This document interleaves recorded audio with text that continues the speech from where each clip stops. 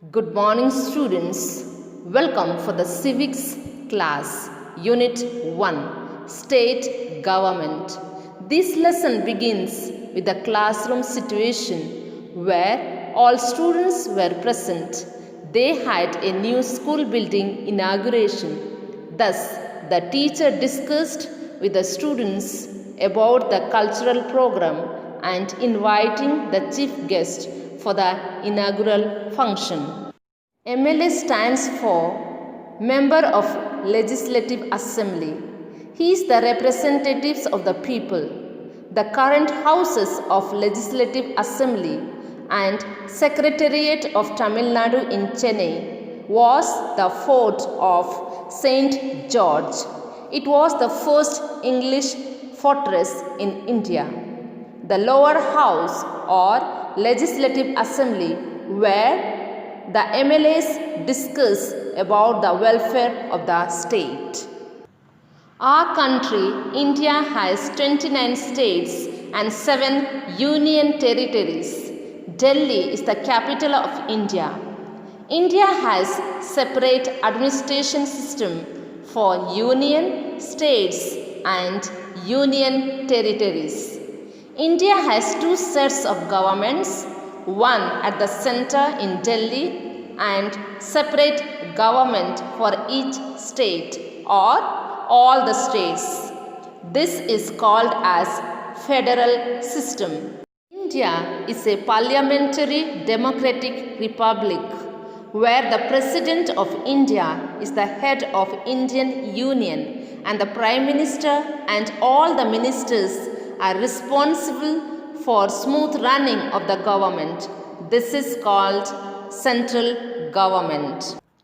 All the states and union territories have separate governments to run its own administration. Governor, chief minister and all the ministers constitute the government. The members of parliament is called MP, whereas the members of Legislative Assembly is called MLA. Both the central and state governments work according to the constitution. MLAs are not appointed, they are elected by the people through general election. The political parties play a major role in election. It nominates its candidates for each constituency. The Election Commission of India conducts and nominates the elections. One who has completed 18 years and stays in that constituency can vote. The candidate who gets more votes is declared as MLA. The governor calls the leader of the majority party to form the state government. In other words, the party which has won numbers of candidates in that state constituencies, it declares itself as ruling party and forms the government. The second highest majority party acts as opposition party. The governor is appointed by the President of India for the term of 5 years. The leader of the majority party is appointed as the chief minister by the governor. The chief minister, in the consultation with the governor, constitutes a cabinet which includes members of his party as ministers. The term of office is 5 years. To become a governor, he should be the citizen of India. He should have completed 35 years. He should have sound mind. He should not hold any public office of profit. To be a chief minister, he should have completed 25 years of age and should be an MLA, or in the case of an MLC, he should have completed 35 years. MLA means members of the Legislative Assembly. MLC means Members of Legislative Council. State legislature has two houses, upper house and lower house. This is called bicameral legislature.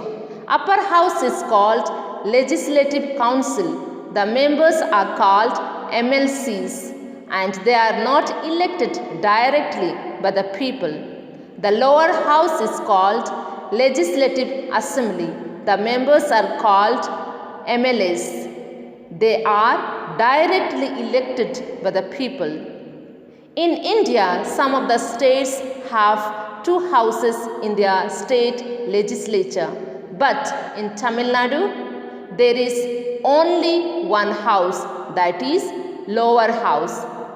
This is called as unicameral legislature.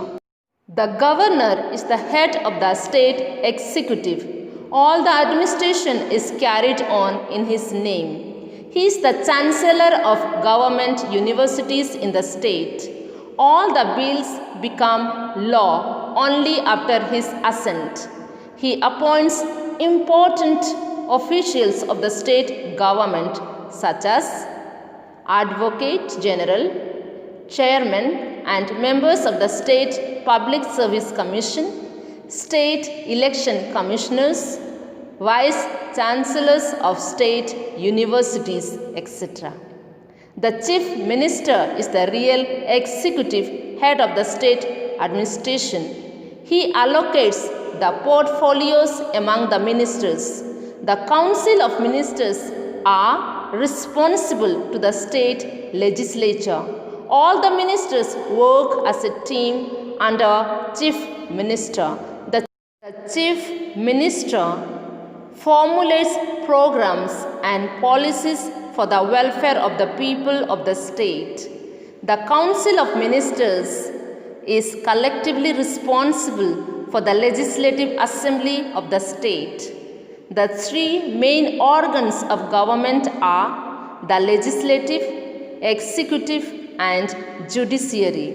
The legislative branch makes laws, the executive branch enforces the laws, and the judiciary interprets the laws. The high courts are the highest judicial organ at the state level. It is an independent body. As per the Constitution, there shall be a high court in each state. The state high court consists of a chief justice and other judges. The number of judges in that high court is not fixed. The President appoints the chief justice and can hold the office until he completes the age of 62 years.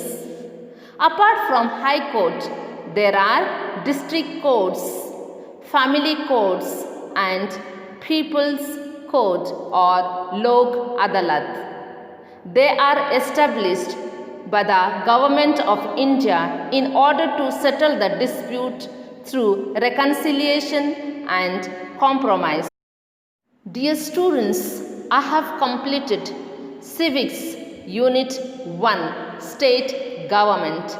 In this lesson, we have learned about federal system of government, administration of central government and state government, the president, the prime minister, the governor, the chief minister and all the ministers, MLAs, MPs, legislative assembly, legislative council, high courts, district courts, family courts and people courts. Thank you students for listening to my class.